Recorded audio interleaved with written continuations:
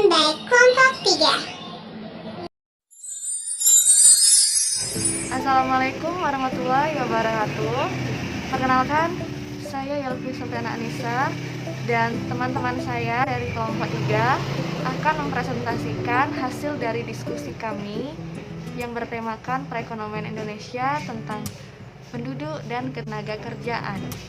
Sebelumnya, tujuan dari diskusi kami kali ini ialah untuk mengetahui jumlah, kepadatan, dan laju pertumbuhan penduduk, untuk mengetahui karakteristik kependudukan di Indonesia, untuk mengetahui ketenaga kerjaan di Indonesia, untuk mengetahui angkatan kerja dan tingkat upah di Indonesia, serta untuk mengetahui kebijaksanaan kependudukan dan ketenaga kerjaan.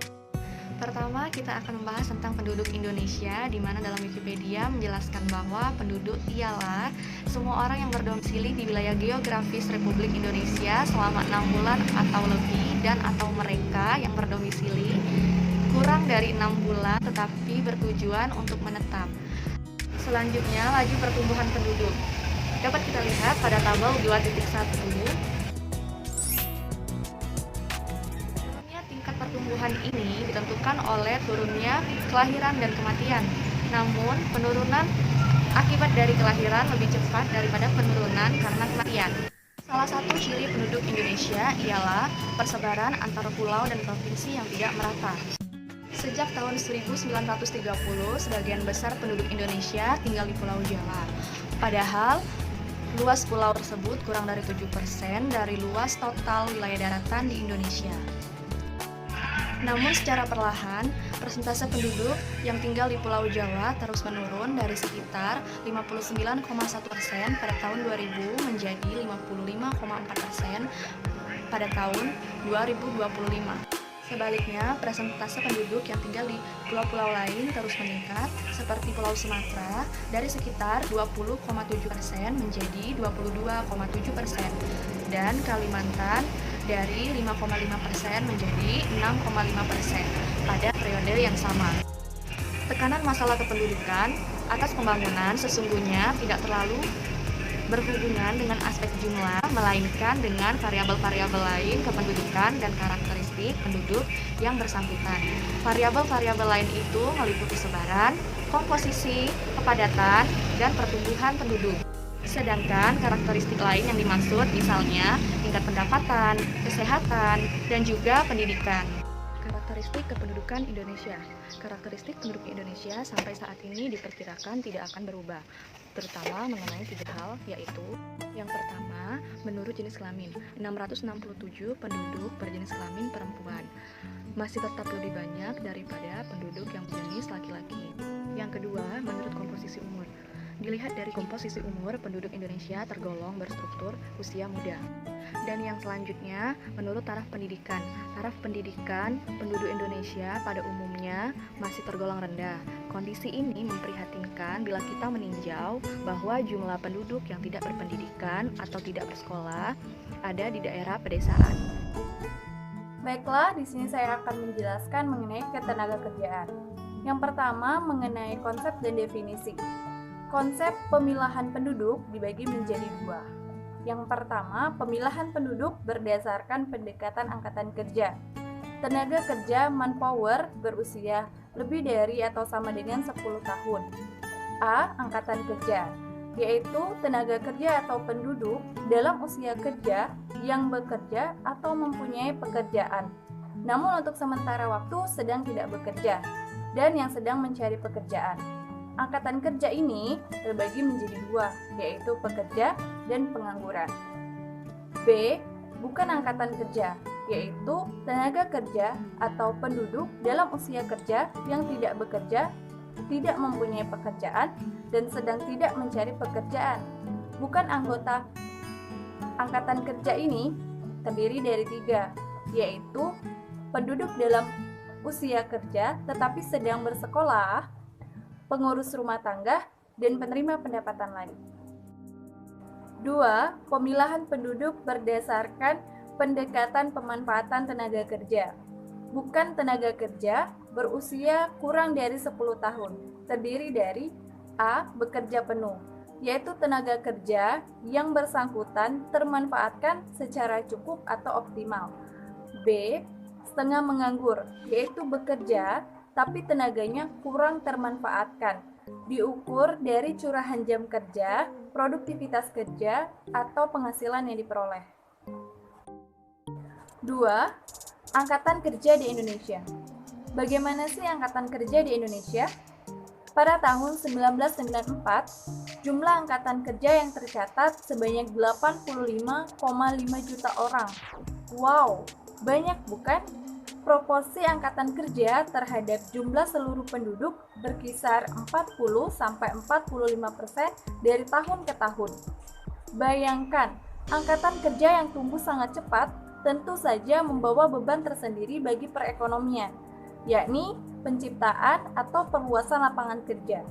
Penciptaan lapangan kerja inilah yang sekarang menjadi salah satu masalah rawan dalam pembangunan ekonomi di tanah air ini.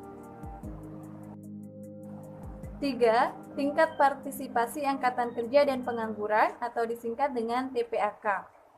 Dalam perbandingan seksual atau antar jenis kelamin, TPAK laki-laki masih jauh tinggi dibanding TPAK perempuan.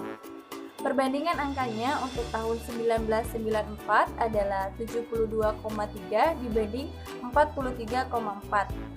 Hal ini mencerminkan peluang tenaga kerja perempuan untuk terlibat di pasar tenaga kerja masih rendah.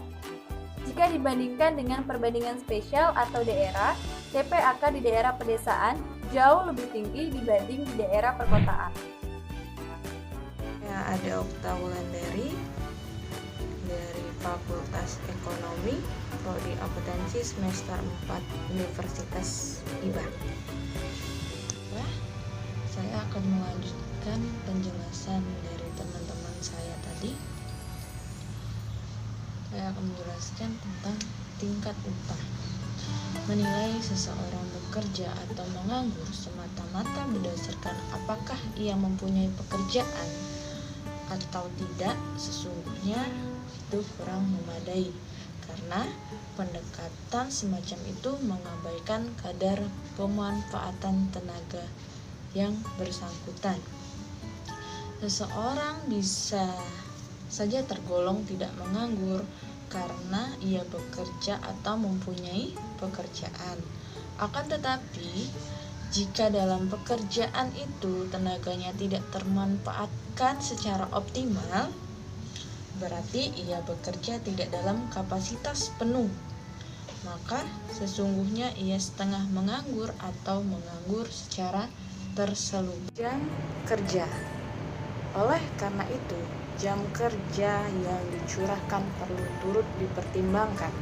Seseorang yang dikatakan bekerja full apabila jumlah jam kerjanya telah mencapai setidak-tidaknya 35 jam kerja dalam seminggu. Dan kriteria ini menuruti konsep bekerja minimal 1 jam berturut-turut. Dan berdasarkan kriteria ini, maka dari seluruh pekerja yang ada itu totalnya 79.542 orang, yang hanya 58,46% saja yang bekerja penuh. Dan pekerja yang bekerja tidak penuh ini kebanyakan adalah pekerja perempuan, baik itu di kota maupun di perdesaan. Kan kependudukan dan ketenaga kerjaan. Dengan peningkatan kualitas penduduk dimaksudkan peningkatan kualitas kehidupan dan kemampuan serta masyarakat Indonesia sebagai pelaku utama dan sasaran pembangunan. Sedangkan di bidang ketenaga kerjaan, penciptaan dan perluasan tenaga kerja terus diupayakan, terutama melalui peningkatan dan pemeralatan industri, pertanian, dan jasa yang mampu menyerap banyak tenaga kerja, serta meningkatkan pendapatan masyarakat. Dan untuk mencapai tujuan sasaran yang dirancang ditempuh berbagai kebijaksanaan dan program sebagai berikut. 1. Peningkatan kualitas penduduk melalui program perluasan pendidikan dan perbaikan mutu pendidikan. 2. Pengendalian pertumbuhan dan kualitas penduduk melalui program keluarga berencana dan perbaikan layanan kesehatan dasar. 3. Pengarahan persebaran dan mobilitas penduduk melalui program transmigrasi, pemerataan pembangunan antar wilayah. Presentasi dari kelompok 3 yang dapat kami sampaikan, kurang lebihnya kami mohon maaf dan kami akhiri. Assalamualaikum warahmatullahi wabarakatuh.